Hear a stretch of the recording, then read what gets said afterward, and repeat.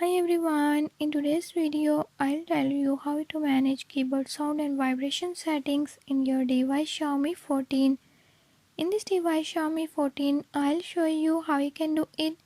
Before I start, if you are new to my channel, don't forget to subscribe and hit the bell icon. Watch complete video and learn how you can do it. Let's watch the video.